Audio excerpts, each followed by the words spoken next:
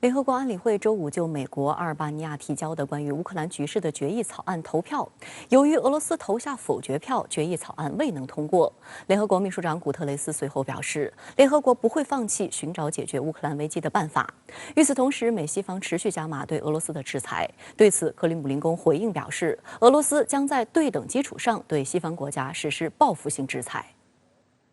乌克兰局势近期升温后，联合国安理会多次举行紧急会议。在周五的会议中，对美国和阿尔巴尼亚提交的一项谴责俄罗斯对乌克兰的侵略的决议草案进行表决，其中美国等11个国家投赞成票，中国、印度、阿拉伯联合酋长国投弃权票。作为安理会常任理事国的俄罗斯使用了1票否决权，该决议草案最终未能通过。投票结束后，俄罗斯常驻联合国代表聂边贾在发言中指责决议草案发起者就乌克兰局势编造故事，指责西方试图掩盖其向顿巴斯地区大量输送武器的事实。聂边贾说，鉴于美国侵略别国的历史，他没有资格进行道德教育。乌克兰常驻联合国代表基斯利茨亚在投票结束后的发言中，对克里姆林宫的行为表示谴责。中国常驻联合国代表张军在投票后的解释性发言中表示，中国对乌克兰局势的最新发展深表关切，局势发展到今天这一步是中方不愿看到的。面对当前十分复杂敏感的形势，安理会既要做出必要反应，也要十分慎重，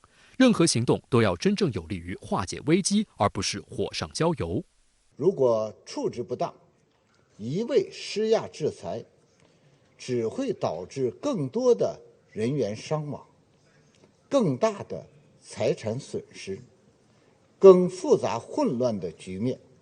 更难以弥合的分歧，彻底关上和平解决的大门，最终受害的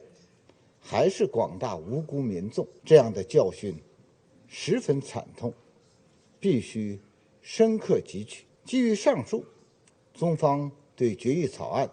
投了弃权票。张军强调，乌克兰问题不是今天才出现的，当前事态也不是一夜之间突然发生的，而是各种因素长期共同作用的结果。中方认为，一国的安全不能以损害他国安全为代价，地区安全更不能以强化甚至扩张军事集团来保障。各国的合理安全关切都应予以尊重。在北约连续5轮东扩情况下，俄罗斯在安全方面的正当诉求理应得到重视和妥善解决。乌克兰应成为沟通东西方的桥梁，而不应该成为大国对抗的前沿。周五，国务委员兼外交部长王毅应约分别与英国外交大臣特拉斯、欧盟外交与安全政策高级代表博雷利和法国总统顾问博纳通电话时，也阐述了中方对当前乌克兰问题的5点立场。王毅指出，中方坚定主张尊重和保障各国的主权和领土完整，切实遵守联合国宪章宗旨和原则。中方倡导共同、综合、合作、可持续的安全观。中方一直关注乌克兰问题的演变，目前的局势是我们不愿看到的。中方支持和鼓励一切有利于和平解决乌克兰危机的外交努力。中方认为，联合国安理会应当为解决乌克兰问题发挥建设性作用，要以地区和平稳定为重，以各国普遍安全为重。值得关注的是，印度和阿联酋也对这份决议草案投了弃权票。虽然阿联酋是美国在中东的盟友，但其近年来与俄罗斯也建立了密切关系。本周，阿联酋外长阿勒纳哈扬曾与俄罗斯外长拉夫罗夫通话，讨论了两国的友好关系和战略伙伴关系。阿勒纳哈扬表示，阿联酋与俄罗斯的友谊很牢固，两国渴望加强合作。而印度素来在美俄之间奉行等距离外交。尽管一段时间以来，美国凭借美日澳印4方机制不断拉拢印度，但根据联合国新闻网站消息，美国早前请求联合国安理会在上月31号就乌克兰局势举行会议，在有关是否召开会议的投票中，印度也投了弃权。美国有线电视新闻网周一的报道提到，美方对印度的立场感到不悦，印度则在承受美方压力的情况下努力保持平衡。联合国秘书长古特雷斯在投票结束后对记者表示，联合国不会放弃寻找解决乌克兰危机的办法，同时呼吁冲突各方更好保护平民。他宣布任命来自苏丹的阿明阿瓦德为助理秘书长，担任联合国乌克兰危机协调员。We must give peace another chance. Soldiers need to return to their barracks. Leaders need to turn to the path of dialogue and peace. 与此同时，美西方决定在原有基础上对俄罗斯施加第2波更为严厉的制裁。白宫新闻发言人普萨基周五称，美国将对俄罗斯总统普京和外长拉夫罗夫实施一系列制裁。英国和欧盟也紧随其后，当天分别宣布冻结普京和拉夫罗夫在英国和欧洲的资产。对此，俄罗斯外交部发言人扎哈罗娃表示，普京和拉夫罗夫未在境外任何地方开设账户。此前一天，扎哈罗娃还称，对一国总统和外长的制裁是西方外交政策完全无能的例证。克里姆林宫发言人佩斯科夫表示，制裁会给俄罗斯带来问题，但这些问题是可以解决的，因为俄罗斯已经减少了对外国进口的依赖。有经济研究人士分析，早在2014年克里米亚事件时，俄罗斯就针对制裁实施了一系列经济保护措施，包括囤积现金和黄金等。相关话题来连线特约评论员刘和平。刘先生您好，对于这几天来俄乌战争的总体形势，你有些什么样的观察与思考呢？虽然战事还在激烈进行当中，但是根据媒体报道的前方消息，我个人可以尝试着对当前的俄乌战局做这么几个基本的判断。第一个是，有一点可以非常明确，那就是主动发起进攻的俄罗斯一方处于强势地位，而被动防守的乌克兰一方则处于弱势地位。但是作为全球第2大军事强国，并且基本上拿出了常规战争家底的俄罗斯，并没有想象中的那么强。相反，长期处于社会动荡之中的乌克兰军队，并没有想象出，同时乌克兰军队之所以能够如此顽强，如此不乱方寸，跟美国提供的信息与情报资源也不无关系。那么，俄乌局势走到今天这样一种局面，您觉得背后的原因又在哪里？在俄乌正式开战之前，俄罗斯一直是处于游刃有余这样一种战略和战术主动地位的。俄方面临着太多点到为止、见好就收的机会。其一是通过屯兵10万于俄乌边境，已经逼得美国与北约通过密信的方式，向普京做出了中短期内不接受乌克兰加入北约的承诺。然而俄方却走出了第2步，宣布承认顿涅茨克人民共和国和卢甘斯克人民共和国的独立，甚至是派军队以维和的名义直接进入了这2个地区。到了这一步，俄方仍然没有见好就收，居然对乌克兰发动了大规模的空中打击。我认为，假如事情到此为止，仍然存在着挽回的余地，甚至可以通过这样一个极其严厉的教训，让乌克兰做出不加入北约、维持中立地位的承诺。然而，再度出乎人民预料之外的是，俄方从3个方向出动了地面部队，准备全面拿下乌克兰。事态发展到这样一种地步，就已经完全没有了妥协与转圜的空间了。俄罗斯只能硬着头皮继续往前冲了。尤其是在我看来，俄方把对乌克兰的战略目标定得有些过高了，不仅要解除乌克兰的武装，让其非军事化，而且要非纳粹化。要做到这2点，俄方不仅要全面占领领土面积在欧洲处于第2的乌克兰，而且要在乌克兰建立一个完全亲俄的政权，这几乎是一个不可能完成的任务。那么值得注意的是，今天普京又发表了一番讲话，说俄军将会速战速决速退，不会谋求占领乌克兰一寸土地，也不会以武力逼迫任何人。这显然是意识到了俄方的战略过于激进之后的一种修正行为。但是事已至此，20-30万俄军已经进入了乌克兰，并且导致了双方都出现了严重的伤亡。在这种情况下，俄军还能够退得出来吗？那对于美英与欧盟同时宣布制裁普京本人，你又是如何看？我注意到俄方已经表示，将在对等的基础上对西方国家实施报复性的制裁，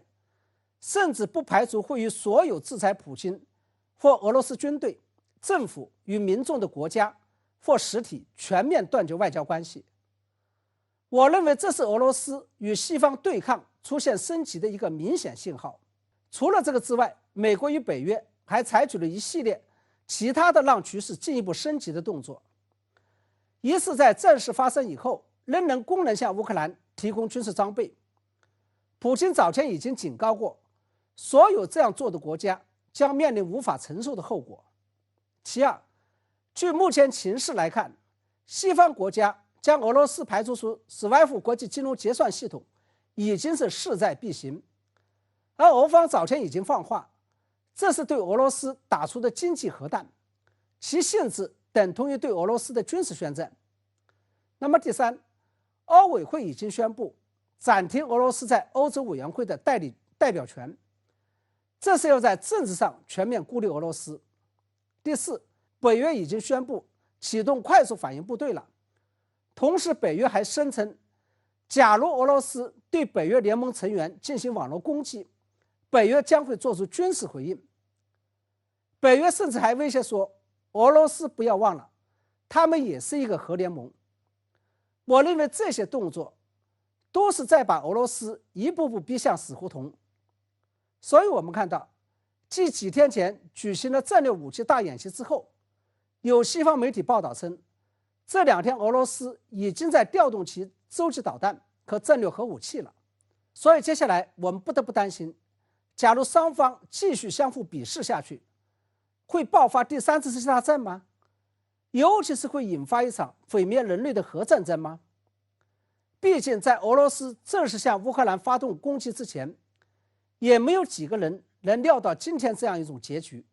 好的，也谢谢刘先生跟我们共同在线分享您的观点。谢谢。俄罗斯针对乌克兰所发动的攻势进入第3天，两军周六在乌首都基辅多个方向发生激烈交火。英国国防部发布最新情报称，俄罗斯军队继续推进，大部队距离基辅市中心约30公里。稍早前，美方表示已经准备好帮助乌总统泽连斯基从基辅撤离，但泽连斯基予以了回绝。不过，也有消息称，泽连斯基已提前1天离开基辅，前往乌西部重镇利沃夫。俄乌双方此前表态称愿意进行谈判，但俄方周六又通报称，乌克兰拒绝谈判，俄罗斯军队将继续行动。基辅这是政权的中心，是首都，是很有这个象征意义的。也许战局就会向着与俄罗斯有利的方向发展，但如果这个事件这个战争久拖未决的话，对俄罗斯来说绝对不是好事。俄罗斯承受的各方面的压力会越来越大。乌克兰呢，对他来说，他拖的时间越长，对他来说，他这个谈判的这个地位就会越有利。与此同时，有美国情报部门官员表示，泽连斯基谢绝了美国政府提出的可协助他撤离基辅的建议。这名官员说，泽连斯基表示需要的是反坦克武器，而不是顺风车。泽连斯基周六还在社交媒体发布了一段自己在基辅街头的自拍视频。他在视频中说：“我在这里，我们不会放下武器。”周五晚，他就曾在社交媒体上发布视频，表示会在这里继续守卫自己的国家。在他身后站着政府总理、总统府幕僚长等高官。Наші військові тут, громадяни суспільства тут, всі ми тут захищаємо нашу незалежність, нашу державу. І так буде й далі. Слава нашим захисникам, слава нашим захисницям. Слава Україні! Слава! 但据中央广播电视总台消息，俄国家杜马主席沃洛金周六在社交平台表示，泽连斯基已于当地时间周五离开基辅。他从乌克兰首都发出的所有呼吁都是提前拍摄。沃洛金表示，这一信息他是从一个试图在基辅与泽连斯基见面的最高拉达议员处得知。不过，该消息未经俄乌官方确认。俄罗斯国防部最新公告表示，俄军已经使821个乌克兰军事基础设施瘫痪，其中包括14个军用机场、19个指挥所、24个 S-300和奥黄蜂防空导弹系统、48个雷达站。俄方还介绍，在军事行动期间，俄方缴获了西方国家在最近几个月内向乌克兰提供的大量武器，包括美国制的标枪反坦克导弹系统以及英国制的 NLAW 反坦克导弹。这2型便携式的轻型反坦克导弹是目前乌克兰各地阻挡俄军装甲车辆以及坦克攻势的最主要武器。使基辅尽快坐到谈判桌面前跟他来谈判，但是从这个乌克兰一方来看呢，乌克兰也是进行了非常顽强的抵抗，所以说这个乌克兰的抵抗呢，已经让俄罗斯我觉得让俄罗斯遭受了一些挫折，所以这俄军这个推进的速度远远没有他们想象的那么快。在战事进行的同时，俄乌也各自宣称愿意谈判。俄罗斯外长拉夫罗夫周五在记者会上表示，只要乌克兰武装部队放下武器，停止抵抗，俄方随时可以进行谈判。在回答记者提问时，拉夫罗夫再次强调，没有人想占领乌克兰。在俄罗斯去军事化特别军事行动后，乌克兰问题将重回谈判桌。What we have seen is the Russian-speaking people actually is suffering in the region, and also a tradition of Orthodox was ruined. So I would like to say this to the Western world. This is something we cannot accept. It's out of our tolerance. 乌克兰总统泽连斯基高级顾问波多利亚克周六称，不认为在俄罗斯发起军事行动到现在，乌克兰处于弱势地位。他说，即便是谈判，乌克兰也会设定条件。不过，俄罗斯总统新闻秘书佩斯科夫周六表示，乌克兰方面已拒绝和谈，俄方的军事行动将继续。佩斯科夫周五曾表示，针对在白俄罗斯首都明斯克举行俄乌谈判的想法，乌方提议波兰首都华沙为谈判地，此后便失去联系。双方接下来这个究竟能不能谈判，究竟在多快的时间之内能够谈判，还是要看这个战场上面战事的这个发展情况。现在谈判的这个难度确实比较大，因为双方的这个立场相差太远了。俄罗斯呢是希望这个乌克兰能够实现完全的这个非军事化，变成中立国，而且要这个有一个这个。最起码是不亲西方的这样一个政权上台，而且希望这个乌克兰东部俄罗斯所承认的那2个共和国能够实现完全的这个独立。但是这几条要求在乌克兰看来就是破坏了他的这个主权还有这个领土完整嘛，是乌克兰不愿意接受的。再有美海军导弹驱逐舰过航台湾海峡并公开炒作。东部战区新闻发言人施毅陆军大校表示，美实施此次挑衅行径，企图通过做一些姿态给台独势力撑腰打气，既是虚伪的，也是徒劳的。在美方撑腰下，岛内台独分子和民进党当局持续加大谋独挑衅，将对两岸关系带来哪些影响？深圳卫视驻京记者专访中国人民大学两岸研究中心主任王英金教授，带来独家见解。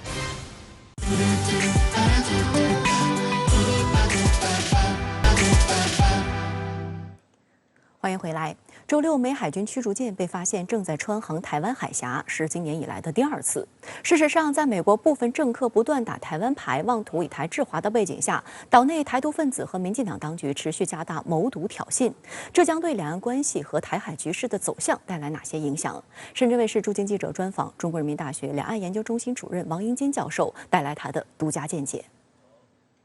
东部战区新闻发言人施毅陆军大校表示，2月26号，美约翰逊号导弹驱逐舰过航台湾海峡并公开炒作。中国人民解放军东部战区组织兵力对美舰过航行动全程跟监警戒。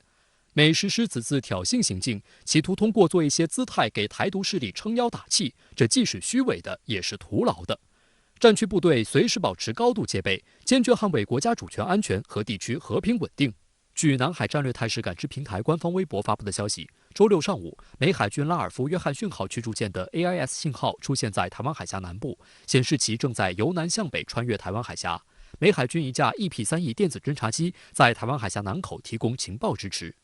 不过，岛内台独分子却甘愿充当美国以台制华的急先锋，频繁发起谋独挑衅，甚至叫嚣要鼓动所谓革命。对此，国台办发言人马晓光周三就回应称，如果台独分裂势力误判形势，铤而走险，触碰红线，我们将采取断然措施予以坚决粉碎，勿谓言之不预。此外，有大陆学者日前表示，大陆应制定统一法，核心是与台湾同胞共同制定“一国两制”台湾方案。这么多年，其实大陆推进两岸统一的这个决心是从来没有变过的，但是也有一种声音说，越促统越独立，您怎么看？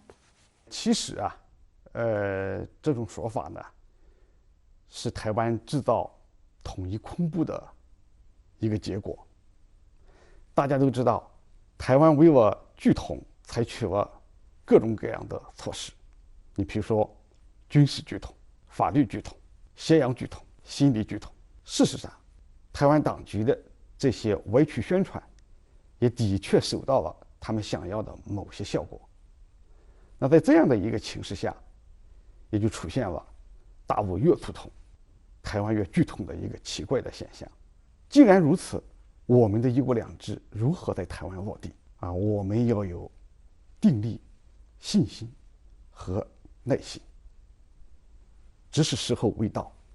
蔡英文现在处于第2个执政期，那您认为蔡英文会在执政末期搞法理台独吗？从目前蔡英文的言行看，他接下来推动法理台独的可能性是很大的。从岛内政党格局看，民进党一党独大。从美国对台政策看，美国过去管控台独，防止自己被台湾拖下水，而现在美国放纵台独，疯狂的打台湾牌。从蔡英文的工作布局来看，在去年520就职讲话当中，他提出了修宪这个议题。在去年的双十讲话当中，他又重申了这一个议题，同时还抛出了4个坚持，尤其是其中的坚持两岸互不隶属，这是一个彻头彻尾的两国论。想请您研判一下，针对2022年两岸关系可能出现的新变化，大陆对台政策的基本走向会是什么？近些年呀，大陆在对台政策方面取得了一系列的理论成果，其中之一就是形成了一个比较完整的对台政策框架。这个框架的核心要点，我把它概括为8个字：一个主轴，3条主线。所谓的一个主轴，就是促成国家统一大业，实现中华民族伟大复兴。围绕这个主轴，我们铺开了3条主要工作的路线。第一条，坚决反对台独行径，坚定捍卫国家主权。第二条，深化两岸融合发展，夯实和平统一基础。第3条，发展壮大军事实力，保障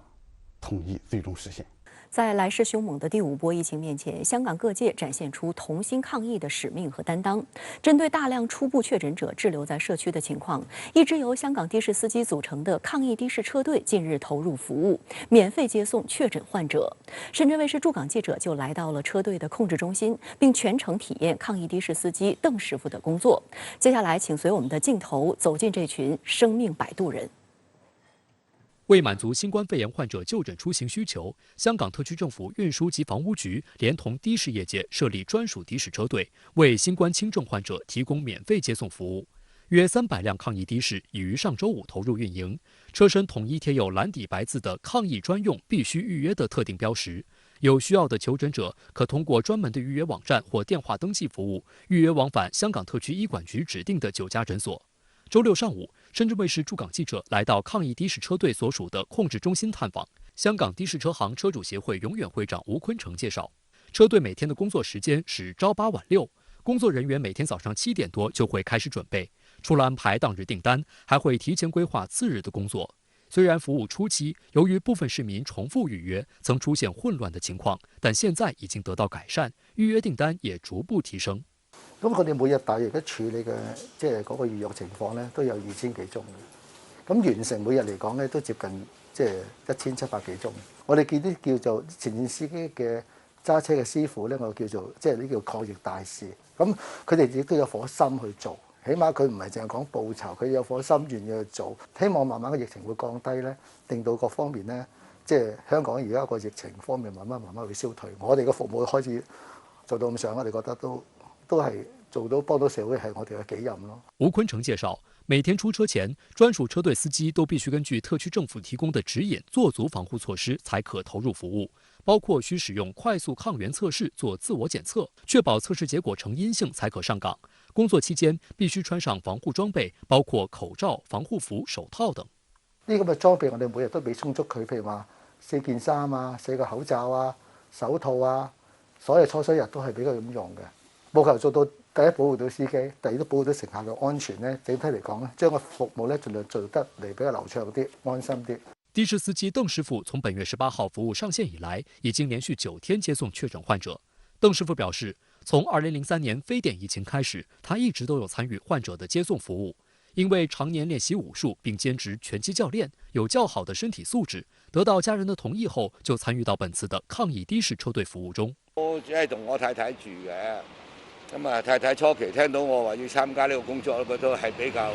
擔心嘅。咁後來咧，我同佢做下工作啦，即係話俾佢聽，咁啊醫護人員都係好前線工作嘅喎，佢哋咪仲比我哋更危險。如果我哋又唔出去幫手嘅，就嗰啲病人點搞咧？咁我覺得參加呢個工作都個意義比較大嘅。嗰啲病人咧，我車你車嗰啲全部都係確診嘅，但係咧個症狀咧比較輕微。佢如果唔係有呢種專車咧，咁佢變咗，如果佢坐公共交通工具咧就出事啦，咁就好容易咧就會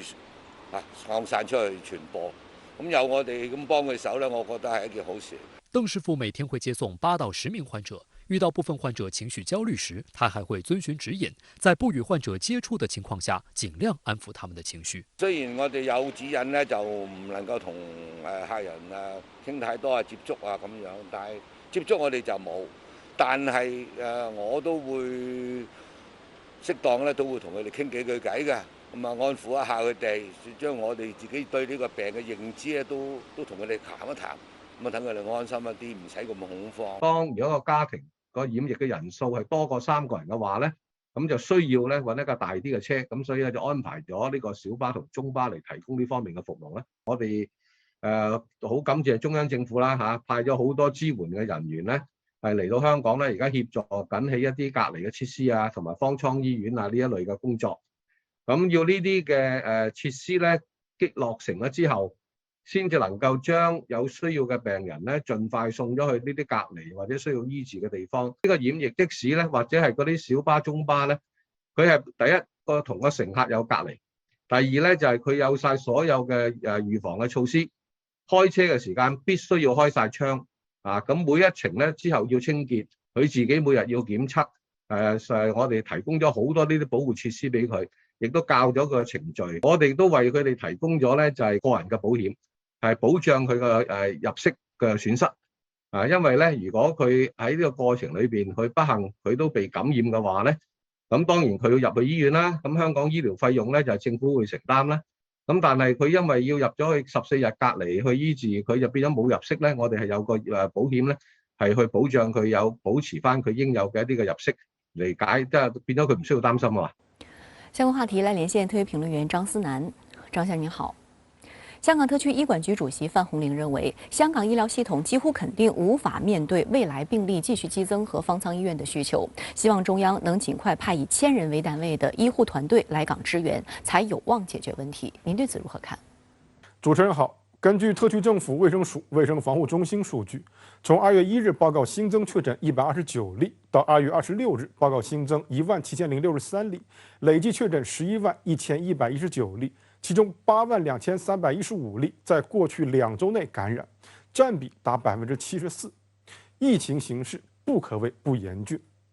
更為值得警惕的是，醫管局主席范鴻齡通過媒體向內地發出求援信號時，援引數據指，僅醫管局註冊醫護就有超過800人確診。而根據香港特區政府衛生署最新數據，這一數字目前已經增至2326人。一邊是嚴峻的疫情現實，另一邊是不斷逼近極限的公共醫療體系。某種意義上，范鴻齡的求援是在告訴我們，香港社會作為一個整體，面對這場疫情，已經到了做出最終選擇的時候。很多香港市民覺得選擇的兩頭分別是歐美的放任自流和內地的嚴格管控，但很遺憾，這場肆虐全球2年之久且仍未停息的疫情，給香港、給全中國、給全世界的選擇，從來都是選擇放棄以民眾的生命和健康去賭病毒的仁慈，還是選擇堅持以人民至上、生命至上作為某種不可逾越的底線。我在之前的評論中講過，歐盟、英國、美國、澳大利亞的路徑看似瀟灑自如，不過是放棄積極應對疫情，本質上是一種殘忍的算計。可悲的是，選擇這條路徑的國家往往不再完整公布相關疫情數字，又或是改變相關統計標準，從而給外界一種錯覺，仿佛不再有人被新冠病毒奪走生命。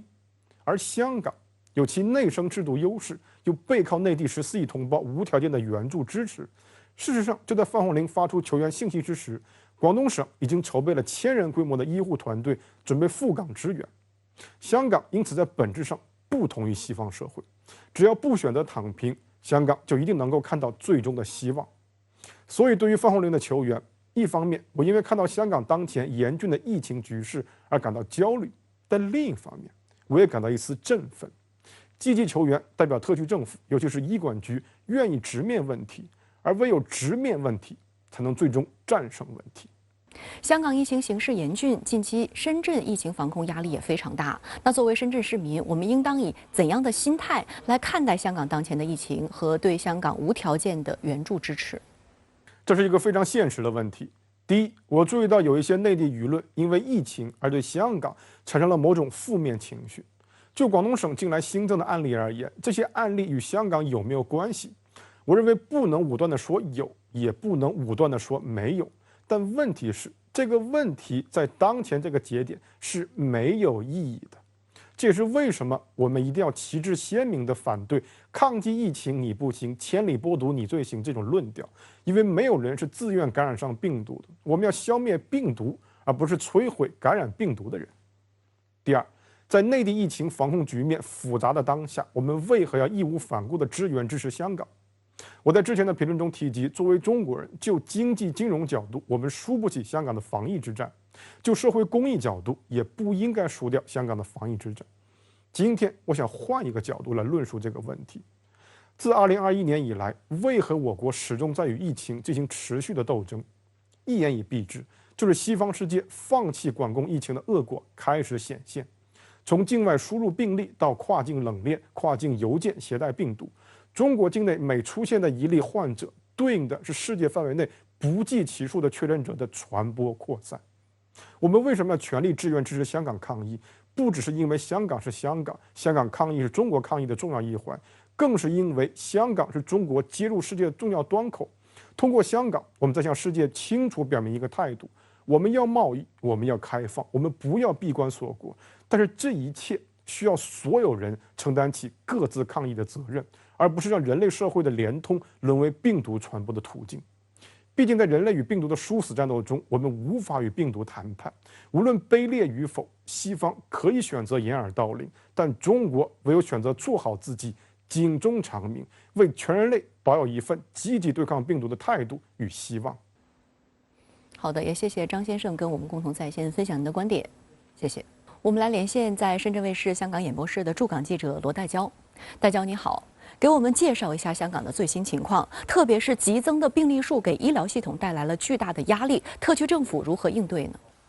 美西你好，香港疫情形势非常严峻。今天在香港社交媒体上传播最广的就是一段由伊丽莎白医院医护人员所拍摄的视频，同时拍摄者称现在病人都要睡在地上等等。看了之后呢，让人感觉非常痛心。今天在疫情记者会上，急诊室挤满病人，公立医院病人睡在地上等问题如何解决，都成为香港记者最关注的焦点。那医管局行政总裁高拔升表示，为了减低急诊室拥挤的情况出现，医管局有多管齐下的方法，包括再调节出院准则，以处理最需要医疗照顾的人士。他呼吁呢，病征轻微的人士不要呼叫救护车以及去急诊室。那昨天呢，医管局其实也已经提醒病征轻微的人士应该去指定诊所。那最新消息是，医管局由下周一开始陆续再加开8间指定诊所，总数呢将增至17间，每日提供约3000个名额，供患者通过电话预约。今天我们跟随抗疫的士运载轻症病人到了位于九龙湾的一间指定诊所，在门口呢可以看到诊所有人进进出出，井然有序，没有出现公立医院拥挤的情况。另外，今天香港还有一件值得关注的大事是上水屠房和荃湾屠房关闭，这意味着香港由周六起就没有新鲜屠宰的猪肉、牛肉和羊肉供应。那据我们了解呢，上水和荃湾屠房会于本周末进行彻底的清洁消毒。那特区政府已经呼吁食物供销商增加冰鲜及冷藏肉类供应，以满足市民的需求。特区政府要求2个屠房提交解决方案和重开的时间表，以期尽快恢复屠宰服务。那有最新的消息呢，我们会及时跟踪报道。接下来我们请到了香港特区政府前新闻统筹专員馮偉光先生，帶來他對香港戰役的最新觀察。而家香港嘅疫情呢，係面對3個大嘅瓶頸。第一個瓶頸呢，係設施唔夠。雖然我哋而家大概有8個地點呢，係起緊方艙醫院，估計呢3月初呢應該會可以投入運作，但係呢大概都係2萬幾嘅床位。相對而家呢，我哋已經有6-7萬，即係第5波啊，有6-7萬嘅個案呢。係遠遠唔夠嘅，而估計咧呢幾日咧，我哋每日破萬嘅情況咧，應該係會出現。咁即係話咧，我哋總體數字咧，可能喺市面揾到嘅病人咧，隨時係超過10萬。咁無論點樣興建方艙醫院咧，都可能追唔上呢個速度。呢個係第一個瓶頸。第二個瓶頸咧，就係我哋人手非常不足。由於咧個案咧已經係5、6萬計。雖然有啲係輕症，但係我哋而家至少咧有500個兒童咧係等緊呢一個診治，佢哋咧都係因為呢一個感染。如果不幸咧 ，Omicron 咧對長者、兒童、長期病患者嘅殺傷力咧相當重，所以大家都憂心忡忡。咁呢個人手唔夠咧係第2個瓶頸。第3個瓶頸咧就係我哋嘅檢測能力係好追唔上個疫情。我哋其實已經建咗2個氣泡嘅實驗室，但係都未能運作。原因就係咧，我哋根本冇咁嘅檢測人手，我哋極需要咧係內地嘅同胞咧換手。我哋暫時有嚟到香港嘅醫護咧係大概120人。咁面對香港嘅疫情咧係遠遠唔夠，我哋好需要咧內地嘅醫護嘅幫手。但係由於內地而家有疫情，再加上咧可能有關方面咧希望盡可能揾一啲咧識講廣東話或者識聽廣東話嘅醫護人員，咁啊會限制咗嗰個選擇。所以咧可能香港特區政府咧都可能要當機立斷咧係向中央咧求援咧。今日先講到呢度。好的，也謝謝戴教和馮先生在香港發回的觀察，謝謝。香港疫情也牽動着全國人民的心。在今天的發布會上，國家衛健委疾控局副局長吳良友也介紹了內地援助香港抗疫的一些情況。目前已安排2批內地援助香港抗疫醫療防疫工作隊專家抵達香港，與特區政府有關部門和醫務工作者進行了交流，雙方溝通順暢。此外，在內地的其他新冠肺炎防治專家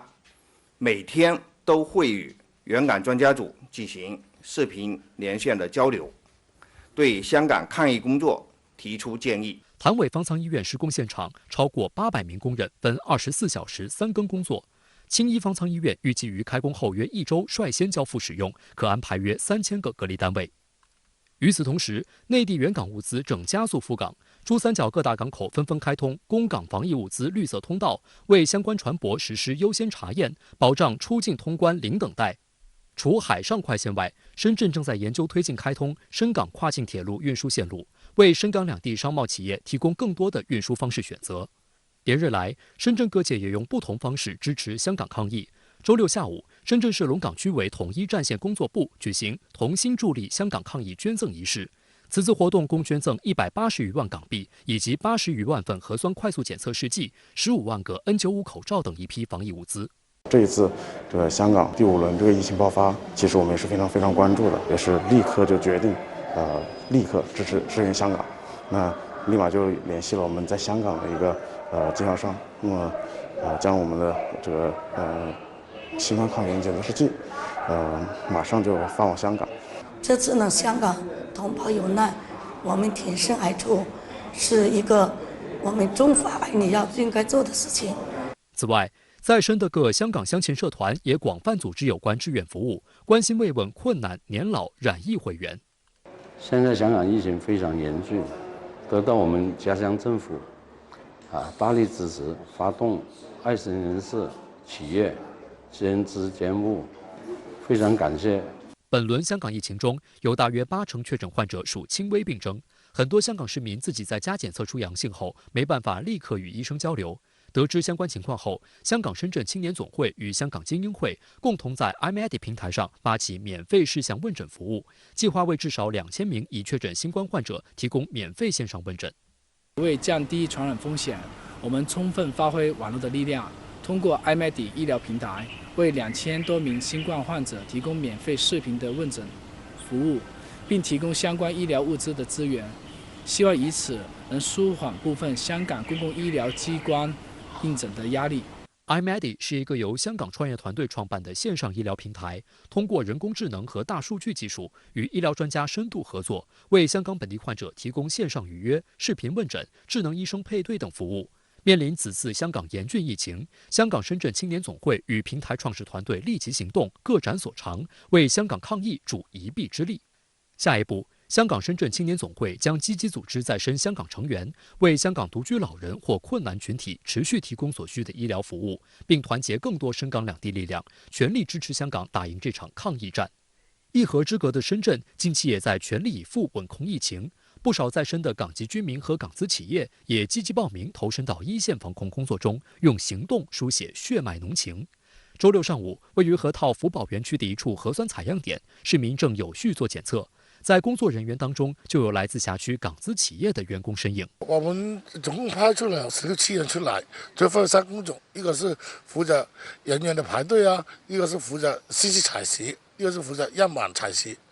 据了解，这家公司是最早入驻河套深港服务业创新合作区的港资生物医药企业，拥有不少专业医疗人员。在接到福宝街道的协助信息后，仅用20分钟便成立了临时小组和防疫支援队到达现场。作为一家港资企业，我们一直在履行社会责任，然后支持采样工作。作为医务人员的话，这是我们的一个责任，是义不容辞的。